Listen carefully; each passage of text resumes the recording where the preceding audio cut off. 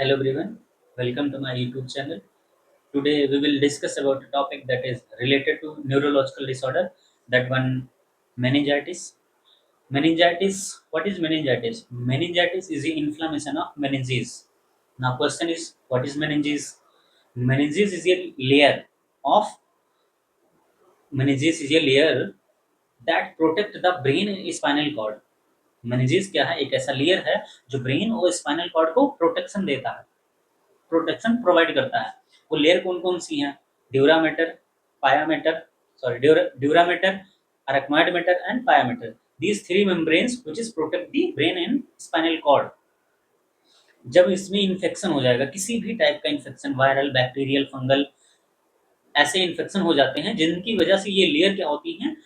Inflamed हो जाती हैं। इन्फेक्शन की वजह से स्वेलिंग हो जाना, इन्फ्लेम्ड हो जाएंगी, जिसकी वजह से कुछ न्यूरोलॉजिकल सिम्टम्स क्या होते हैं? अराइज होते हैं। और ये काफ़ी लाइफ थ्रेटनिंग कंडीशन भी हो जाती है, मरीज कोमा में भी चले जाते हैं।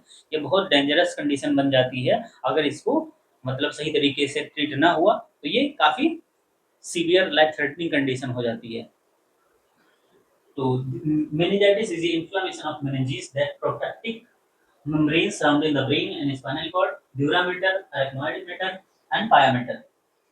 It can be caused by infectious agent, bacteria, virus, fungal, and parasitic infection, or non-infectious factors. Which one? Drugs, malignancies, and autoimmune disorder. Non-infectious disorder की वजह से भी होते हैं, नॉन इन्फेक्शियस प्रॉब्लम की वजह से भी मेनिंजाइटिस होता है, जो कि आगे अभी हम etiological फैक्टर्स में जो है लर्न करेंगे। When these membranes become inflamed, that called leptomeningitis. Leptomeningitis एक एबी टाइप्स का मेनिंजाइटिस है। इसमें ओनली टू लेयर्स क्या होती है? इन्वॉल्व होती हैं, अरेक्नॉइड मैटर एंड पायामेटर। ये इनर मोस्ट लेयर है जो इन्फ्लेम्ड होती है, इन्फेक्शन की वजह से इन्फ्लेम्ड हो जाती है, इन्फ्लेमेशन हो जाता है, जिसको हम लेप्टोमेनिंजाइटिस बोलते हैं। और अरेक्नॉइड स्पेस और पाया अरेक्नॉइड जो मैटर है और जो पायामेटर है, इसके बीच का जो स्पेस होता है सब अरेक्नॉइड स्पेस, जहाँ पे सीएसएफ प्रेजेंट होता है।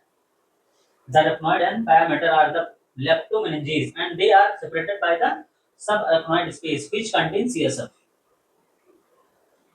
जैसे मान लीजिए ये ब्रेन है और ये पायामेटर है, ये अरेक्नॉइड मैटर है, ये ड्यूरामेटर है। तो अरेक्नॉइड मैटर और पायामेटर के बीच की जो स्पेस है जो इन दोनों को सेपरेट करती है वो क्या होती है? सब अरेक्नॉइड स्पेस। और इन इस जगह पे क्या होता है? सीएसएफ प्रेजेंट होता है।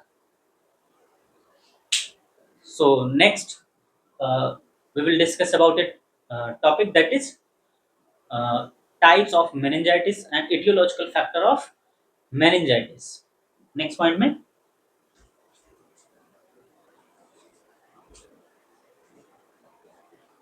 now next point is types of meningitis. First one, bacterial meningitis. कौन कौन से ऐसे बैक्टीरिया हैं जो meningitis कॉज करते हैं? तो first one, bacterial meningitis, that is caused by bacteria and it is most severe and medical emergency. Bacterial meningitis जो है एक सीवियर फॉर्म का जो है डिसीज है और ये सीवियरिटी बहुत ज़्यादा होती है, इसमें मेडिकल इमरजेंसी भी आती है। तो ये काफ़ी डेंजरस जो है। इसके पॉजिटिव एजेंट कौन कौन से ऐसे बैक्टीरियल पॉजिटिव ऑर्गेनिज्म हैं जो मेनिंजाइटिस कॉज करते हैं?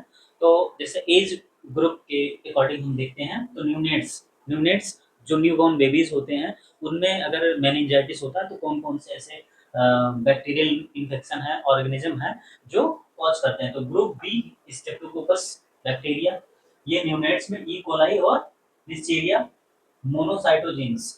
ये तीन टाइप्स के ऐसे हैं जो न्यूनेट्स यानी जो नए न्यू बेबी होते हैं, न्यू बॉर्न बेबी, उनमें ये बैक्टीरिया, तीनों बैक्टीरिया ज़्यादा जो है कॉमन है कि कॉज करते हैं। नेक्स्ट वन है चिल्ड्रन। जैसे चिल्ड्रन मतलब 2-3 साल से बड़े बच्चे हो गए, तो उनमें क्या है? हीमोफिलस इन्फ्लुएंजा टाइप बी, ये एक टाइप का भी बैक्टीरिया है जो कि मोर देन 3 इयर्स वाले एडल्ट में, बच्चों में कॉमन होता है। Neisseria meningitis and meningitis. Next one streptococcus pneumoniae.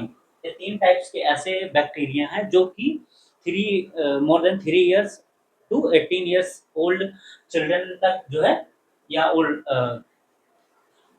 Older adult तक इनको क्या करते हैं? कॉज करते हैं। चिल्ड्रंस में ये तीनों हो गए। एडल्ट्स में क्या है? Adults streptococcus pneumoniae and Neisseria meningitis and mycobacterium tuberculosis. ये ऐसे बैक्टीरिया हैं जो एडल्ट्स में मेनिंजाइटिस कॉज करते हैं। चिल्ड्रन में ये तीनों मोस्ट कॉमन है जो कि मेनिंजाइटिस कॉज करते हैं। न्यूनेट्स में ये तीनों, group B streptococcus E coli and सीरियम cytogenes. ये these type of bacterial organism that cause meningitis. Now next we will see viral infection organism.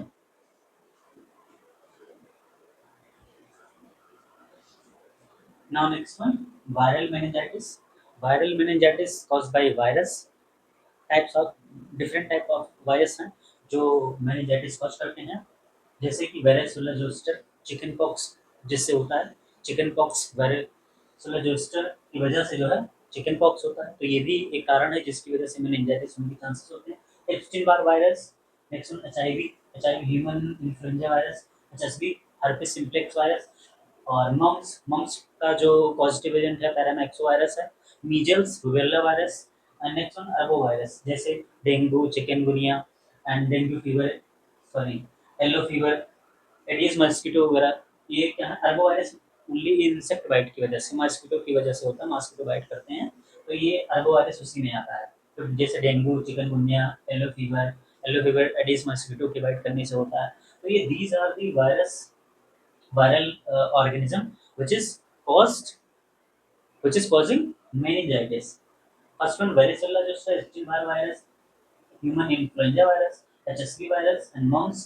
Mumps का पॉजिटिव एजेंट क्या है? Paramyxovirus. And next one measles, measles का है rubella virus. And next one arbovirus. Arbovirus ये क्या है? Insect जो होते हैं उनकी बाइट करने से होता है, जैसे डेंगू, चिकनगुनिया, येलो फीवर, ये सब क्या है? मॉस्किटो की वजह से होते हैं, तो ये भी एक टाइप के अरबो वायरस के अंडर में आता है। नेक्स्ट फंगल इन्फेक्शन, कौन कौन से फंगल एजेंट हैं जो मेनिंजाइटिस कॉज कर सकते हैं? फर्स्ट वन है क्रिप्टोकोकस, क्रिप्टोकोकस न्यूफॉर्मेंस। ये एक ऐसा फंगल ऑर्गेनिज्म है जो मेनिंजाइटिस कॉज करता है। हिस्टोप्लाज्म, हिस्टोप्लाज्म ये भी एक फंगल इन्फेक्शन ऑर्गेनिज्म है। कैंडिडियासिस, ब्लास्टोमाइस, ये these are the fungal organism which is causing meningitis, fungal meningitis। और ये क्यों कॉज करते हैं, कैसे कॉज करते हैं?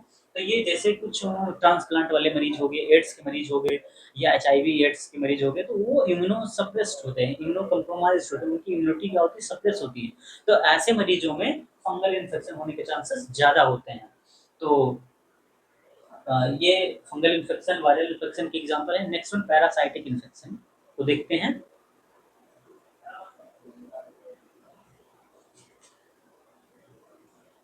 Now next one parasitic meningitis. Parasitic meningitis ये पैरासाइट्स की वजह से जो है कॉज होते हैं। ये रेयर होता है, ज़्यादा ये मोस्ट कॉमन नहीं है, कभी कभी चांस होता है कि होने के चांसेस होते हैं।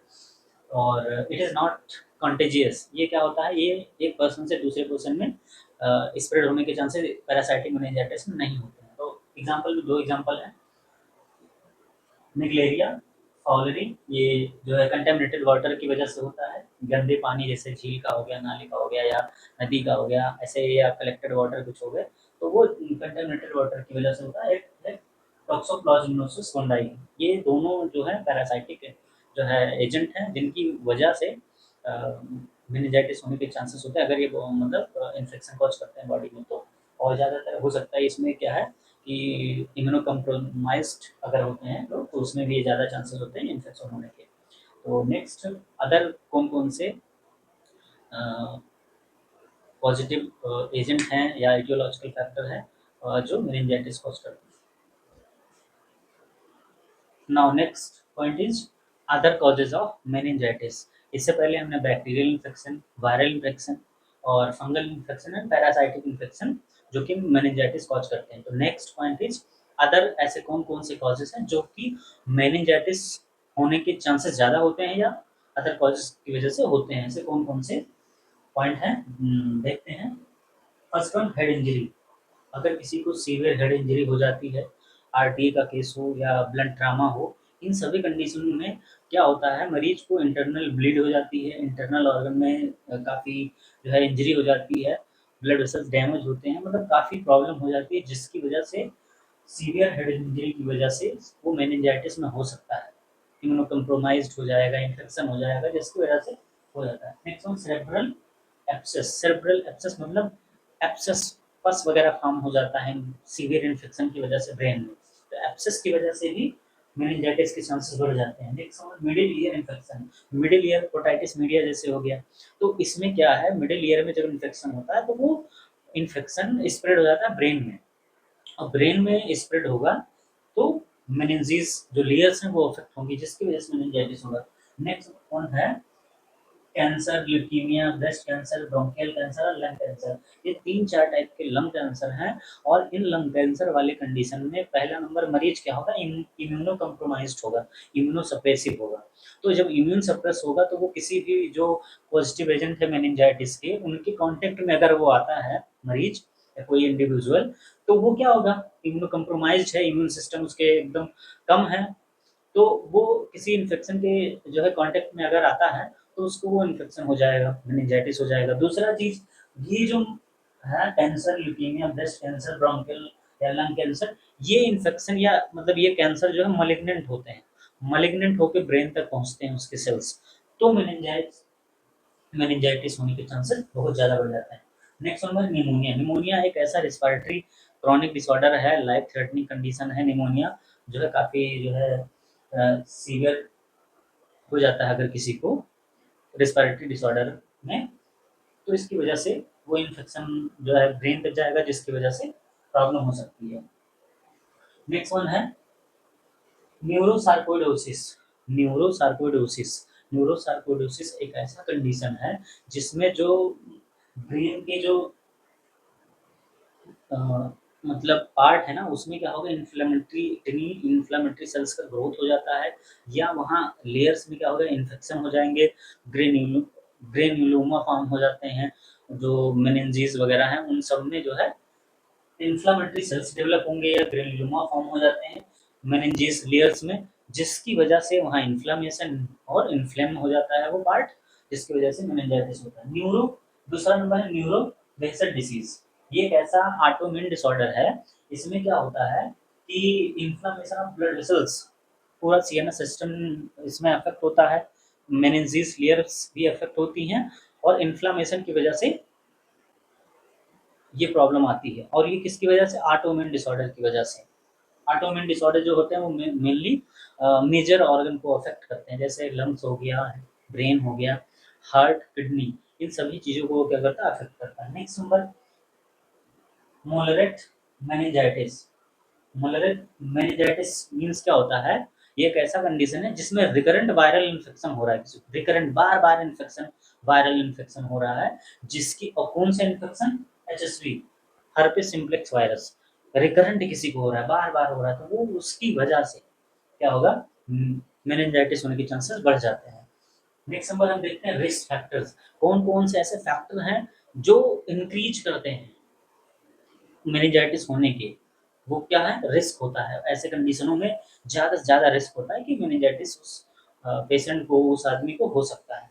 तो पहला नंबर है इम्यूनो सप्रेस्ड मरीज, जैसे सीकेडी का हो गया, किडनी उसका एकदम खराब हो गया है, क्रॉनिक किडनी डिसीज का, वो इम्यूनो सप्रेसिव होगा, तो वो अगर इन बैक्टीरिया और फंगल के कांटेक्ट में आएगा तो उसको चांस होगा होने का। दूसरा नंबर है माल न्यूट्रिशन हो गया है, या एड्स का मरीज है, इम्यूनो सप्रेसिव है, इम्यूनो सप्रेसिव कई सारे कैंसर का मरीज है, तो ऐसे कई कंडीशनों में इम्यूनिटी क्या हो जाती है, सप्रेस हो जाती है, जिससे वो अगर किसी भी ऑर्गेनिज्म के जो बैक्टीरिया, फंगल, वायरल के कांटेक्ट में आता है तो उसको ये मेनिंजाइटिस होने के चांसेस होते हैं। एज, एज जो है, जैसे बच्चों में ज़्यादा होने के चांस होते हैं, इम्यूनिटी उनकी सप्रेस होती है, ओल्डर जो एज वाले पर्सन है उनमें ज़्यादा होता है चांस। क्रॉनिक माल न्यूट्रिशन, और मतलब बहुत सीवियर जो है इलनेस हो गया है, जिससे वो माल नरिश्ड हो गया है। अब माल नरिश्ड हो गया है तो उसकी इम्यूनिटी क्या होगी, सप्रेस होगी, वो रोग से लड़ नहीं पाएगा, बैक्टीरिया, फंगल, वायरल से लड़ नहीं पाएगा, जिसकी वजह से जो है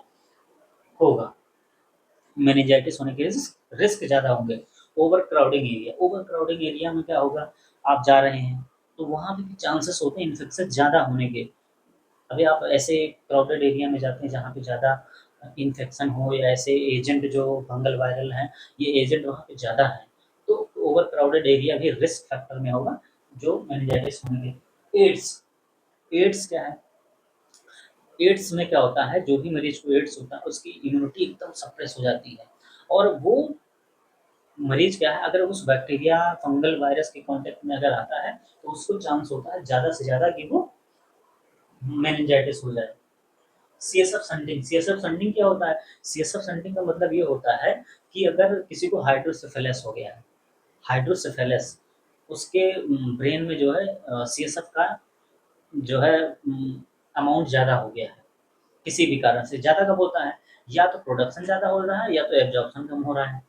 तो इस कंडीशन में क्या होता है, सीएसएफ का क्वांटिटी बढ़ जाता है, वो हेड इनलार्ज हो जाता है। तो उसको क्या करते हैं, उसको वहाँ से निकालने के लिए संटिंग मेथड यूज करते हैं।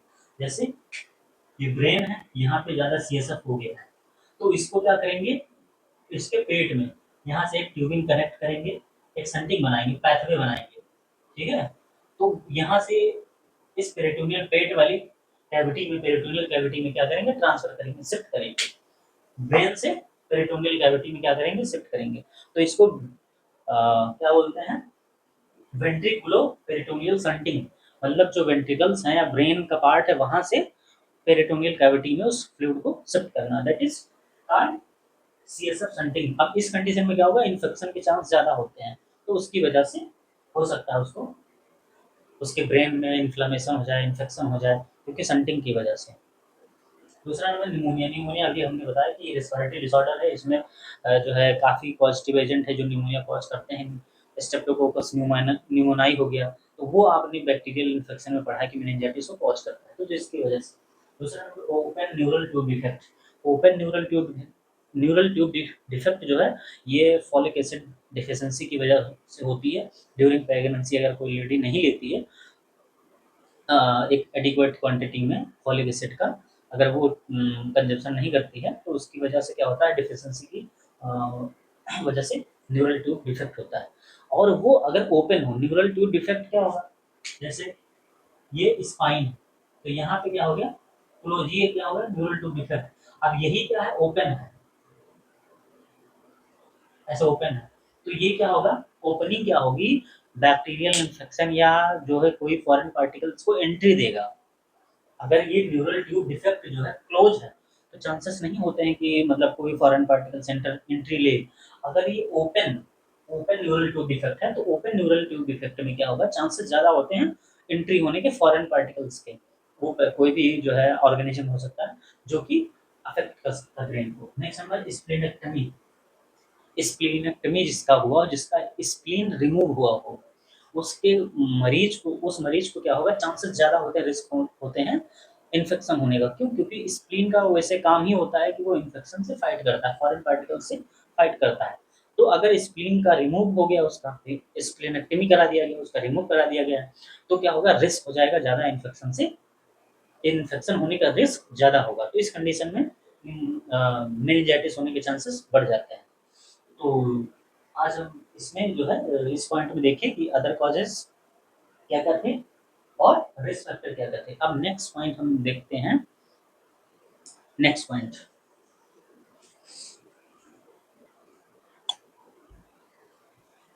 Now next point is clinical features and sign symptoms of meningitis. कौन कौन से ऐसे साइन एंड सिम्टम्स या लक्षण होंगे जो कि मेनिंजाइटिस वाले मरीज में हमें देखने को मिलेगा।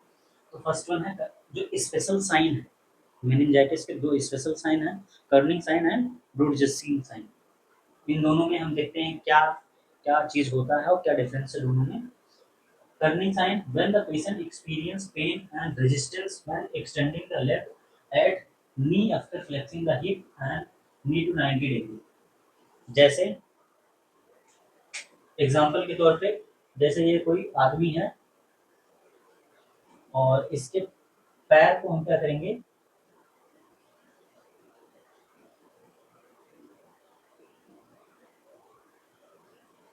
फ्लेक्स करेंगे, ये उठा दिया। अब ये हिप एरिया है और ये थाई है, तो थाई और नी, ये नी एरिया है और ये फुट। तो हम हिप और नी को क्या करेंगे, एकदम फ्लेक्स करेंगे, और नी से तो फुट का है वो 90 एंगल बनेगा, 90 एंगल बन रहा है इस पे। और मरीज का क्या होगा, नेक को क्या करेंगे, फ्लेक्स करेंगे। When the patient experience pain and resistance when extending the leg and knee after flexing the hip and knee 90 degree, मतलब जब हम इसको 90 एंगल पे जो है फ्लेक्स करेंगे तो इसको क्या होगा, पेन होगा, इसको क्या होगा, पेन होगा और रेजिस्टेंस करेगा कि जो है ये फोल्ड ना किया जाए। And next one,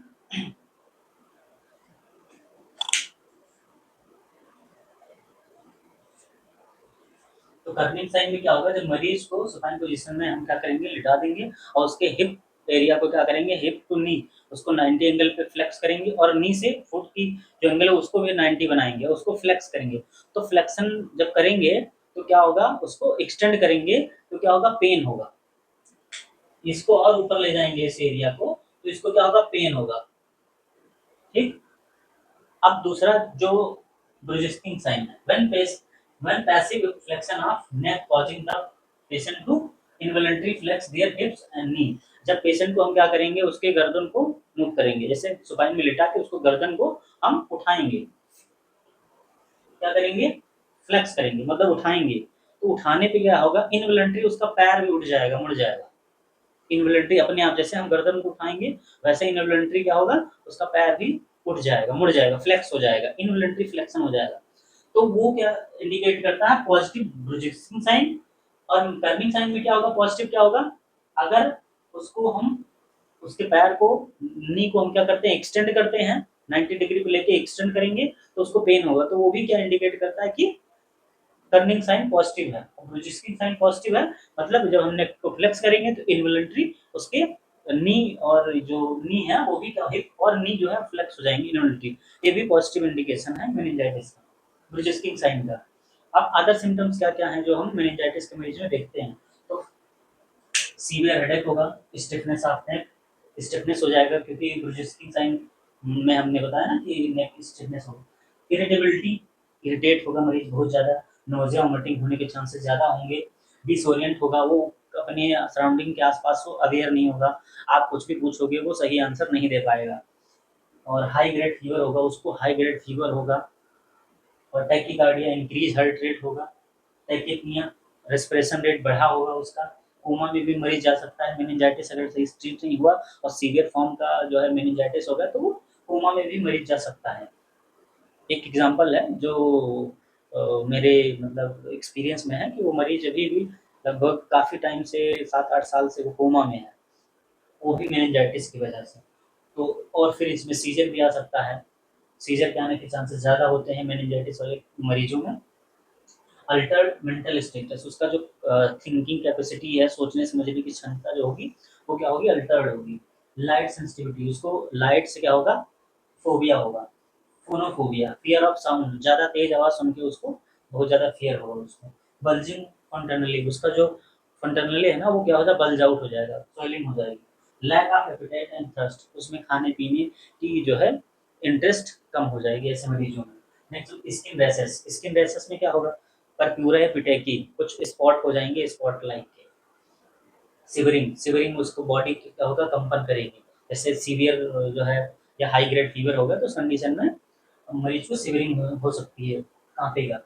मलेजियन lethargy, मलेजियन lethargy मतलब उसको किसी चीज़ में इंटरेस्ट नहीं होगा, वीकनेस फील होगा, काम करने का नहीं मन करेगा, डिस्कम्फर्ट फील करेगा, लैक ऑफ एनर्जी फील करेगा, ऐसी जो है चीज़ें देखने को मिलेंगी। Cranial nerve abnormalities, cranial nerve abnormality, जो भी क्रेनियल नर्व हैं वो क्या होंगे, उनके फंक्शन इम्पेयर्ड होने के चांसेस ज़्यादा होंगे। ठीक है, अगर कोई भी क्रेनियल नर्व में जो है प्रॉब्लम आती है, ठीक है, तो वो क्या होगा, उस क्रेनियल नर्व का फंक्शन क्या हो जाएगा, इम्पेयर्ड हो जाएगा। तो अभी हमने क्लिनिकल फीचर्स के बारे में पढ़ा है। अब नेक्स्ट हम पैथोफिजियोलॉजी के बारे में पढ़ेंगे कि कैसे ये मेनिंजाइटिस होता है, उसमें पैथोफिजियोलॉजी में देखते हैं। नेक्स्ट हम pathophysiology.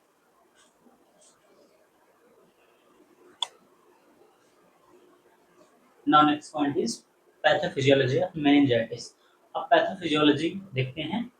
Due to physiological factor positive organism enter into the blood stream. Positive agent क्या थे, फंगल, बैक्टीरियल, वायरल, पैरासाइटिक, ये सब क्या हैं जो इन्फेक्शन पॉजिटिव एजेंट थे, वो क्या करेंगे, ब्लड स्ट्रीम में इंटर करेंगे, कई सारे मोड हो सकते हैं, उसकी वजह से वो क्या करेंगे, इंटर करेंगे ब्लड स्ट्रीम में। ब्लड स्ट्रीम में जब वो जाएंगे तो ब्रेन में पहुंच के cross the blood brain barrier, तो ब्लड ब्रेन बैरियर को क्रॉस करेंगे। क्रॉस करने के बाद inflammatory reaction in the meninges, जब वो ब्रेन बैरियर को क्रॉस करेंगे उसके बाद वो क्या करेंगे, इन्फ्लामेशन किसमें करेंगे, मेनिंजेस में। Meninges, dura mater, arachnoid matter और तो पाया मैटर, इन तीनों लेयर क्या होंगी, अफेक्ट होंगी। मेनिंजेस लेयर्स क्या होंगी, अफेक्ट हो जाएंगी, इन्फ्लामेशन हो जाएगा। इन्फ्लामेशन क्या होगा, इन्फ्लामेशन ऑफ सब आर्कनॉइड स्पेस एंड पाया मैटर। अब जब मेनिंजेस जो है इन्फ्लेम्ड हो जाएंगी, इन्फेक्शन इन्फ्लामेशन हो जाएगा, तो दो लेयर्स हैं, तीन लेयर मतलब ड्यूरा मैटर, आर्कनॉइड मैटर और पाया मैटर। तो ये दोनों मैटर्स जो होंगे, स्पेशली ये दोनों क्या होंगी, ये भी अफेक्ट होंगी, तीनों लेयर्स क्या होंगी, अफेक्ट होंगी। इन्फ्लामेशन कॉज इंक्रीज आईसीपी, जब इन लेयरों में क्या होगा, इन में इन्फ्लामेशन हो जाएगा, तो इन्फ्लामेशन की वजह से आईसीपी इंट्राक्रेनियल प्रेशर क्या हो जाएगा, इंक्रीज हो जाएगा।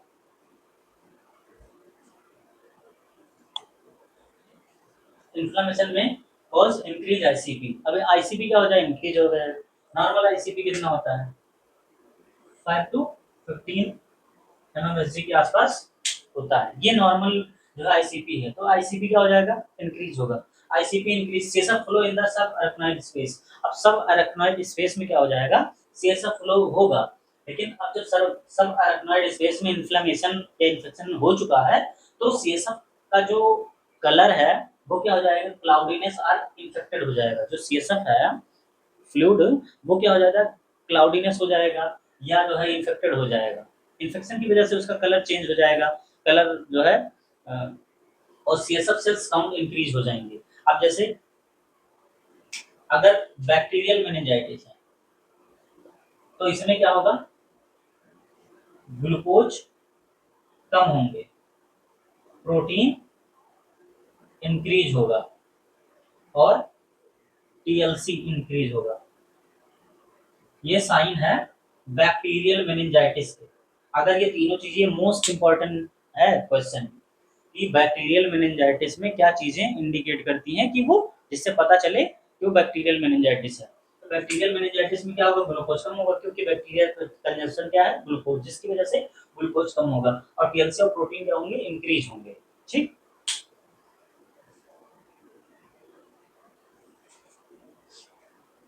बैक्टीरियल मेनिंजाइटिस में क्या होगा, ग्लूकोज कम होगा, प्रोटीन ज्यादा होगा, टीएलसी ज्यादा होगा, इंक्रीज मिलेंगे।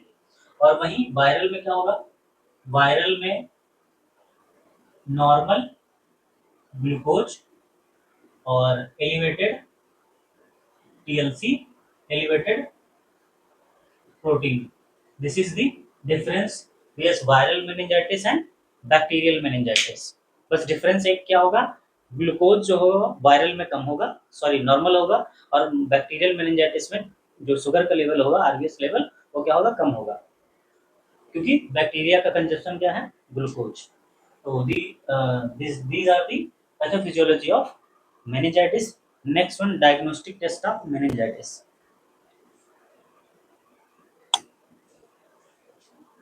Now next point is diagnostic test for meningitis. कौन कौन से ऐसे टेस्ट हैं जो हम meningitis वाले कंडीशन में कराएंगे। तो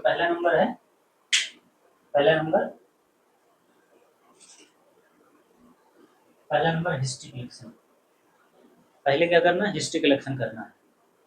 मेनिंजाइटिस होने का कारण क्या हो सकता है, किस वजह से, कौन सा इन्फेक्शन हुआ, या कोई बीमारी हुई, सर में चोट लगा, या कोई पहले से जो है बीमारी हुआ था, या कोई क्रॉनिक डिसीज हुआ, इम्यूनो कॉम्प्रोमाइज था, या मालनरिस्ट था, ऐसा हिस्ट्री हम लेंगे। या हेड इंजरी हुआ, या कोई सर्जरी वगैरह हुआ, ठीक है। तो ये सारी चीज़ें हम क्या करेंगे, उसको हिस्ट्री कलेक्शन में उसकी हम सारी एक्यूरेट डेटा को पूछेंगे। फिजिकल एग्जामिनेशन में क्या करेंगे, जैसे हम अभी टेस्ट क्लिनिकल फीचर्स में क्या किए हैं, पढ़े हैं कि कर्निंग साइन एंड प्रोजेस्किंग साइन। तो वो दोनों अगर पॉजिटिव आ रहे हैं तो क्या है, कंफर्म है कि मेनिंजाइटिस है। उन दोनों टेस्ट को क्या करना है, हमें परफॉर्म करना है फिजिकल एग्जामिनेशन में। फिजिकल एग्जामिनेशन में और चीज़ें कर सकते हैं, जैसे हम उसके मोटर फंक्शन को और उसके मेंटल फंक्शन को, ओरिएंटेशन को हम चेक कर सकते हैं फिजिकल एग्जामिनेशन में, और रिफ्लेक्सेस वगैरह चेक कर सकते हैं। इन सभी चीज़ों को हम देख सकते हैं, नेक स्टिफनेस को देख सकते हैं, ये चीज़ें हम चेक कर सकते हैं। Next number CSF analysis, lumbar puncture करेंगे। सीएसएफ एनालिसिस में क्या करना है, सीएसएफ निकालेंगे और सीएसएफ में हमें बैक्टीरियल है तो या वायरल, बैक्टीरियल वायरल में क्या है, अगर बैक्टीरियल वायरल जो है मेनिंजाइटिस है तो इंक्रीज डिक्रीज आरबीएस और glucose, increase protein, increase TLC, ये तीनों चीजें मिलेंगी। और वायरल में क्या होगा, आरबीएस नॉर्मल होगा, टीएलसी इंक्रीज होगा और प्रोटीन इंक्रीज होगा। ये इंडिकेट करते हैं सीएसएफ एनालिसिस में। और एनसीसीटी हेड कराएंगे, अगर इंजरी हुआ है या कोई जो है एब्सेस वगैरह है, तो वो चीज़ें क्या होंगी, सीटी स्कैन और एमआरआई में पता चल जाएंगी। नेक्स्ट नंबर है ब्लड कल्चर टेस्ट करवाएंगे। ब्लड कल्चर में क्या होगा, कौन सा पॉजिटिव ऑर्गेनिज्म है, to find out the positive organism of meningitis, हमें उस ऑर्गेनिज्म का पता चलेगा। जैसे ब्लड टेस्ट में पहले हम सीबीसी कराएंगे, सीबीसी में टीएलसी का लेवल पता चल जाएगा, एचपी लेवल कितना है, टीएलसी इंक्रीज मिलेगा, तो ये चीजें हमें पता चलेंगी। ब्लड कल्चर में हमें माइक्रो ऑर्गेनिज्म को पता करने, कौन सा ऑर्गेनिज्म है जो कॉज किया है मेनिंजाइटिस को, वो चीज पता करने के लिए हम ब्लड कल्चर कराएंगे। और PCR to detect viral DNA, इसको हम, ये टेस्ट एक ब्लड के थ्रू होता है, जिसको हम वायरल डीएनए को, जैसे एचआईवी किसी को था तो वो चीज रेपिड चेक करने के लिए पीसीआर टेस्ट करते हैं। नेक्स्ट नंबर है serum CRP, C reactive protein, ये क्या है, इन्फ्लामेटरी मार्कर होते हैं serum PCTs, serum PCT procalcitonin और सीरम सी रिएक्टिव प्रोटीन, ये दोनों क्या है, इन्फ्लामेटरी मार्कर हैं, सेप्सिस या इन्फेक्शन को इंडिकेट करते हैं कितना है बॉडी में। आरबीएस को चेक करेंगे क्योंकि मेनिंजाइटिस बैक्टीरियल मेनिंजाइटिस को फाइंड आउट करने के लिए उसमें ग्लूकोज का लेवल क्या होगा, मिलेगा, कम मिलेगा। आरबीएस कराएंगे। Next number chest X-ray, chest X-ray क्यों करवाएंगे, चेस्ट एक्सरे इसलिए करवाएंगे, कोई रेस्पिरेटरी डिसऑर्डर जैसे निमोनिया या लंग कैंसर या लंग्स एबनॉर्मलिटीज को फाइंड आउट करने के लिए हमें क्या करना है, चेस्ट एक्सरे करना है। तो ये टेस्ट हमें जो है मेनिंजाइटिस वाले मरीजों में कराना पड़ेगा to identify the meningitis. Next हम क्या देखते हैं, management of meningitis. Next point is management के बारे में देखते हैं।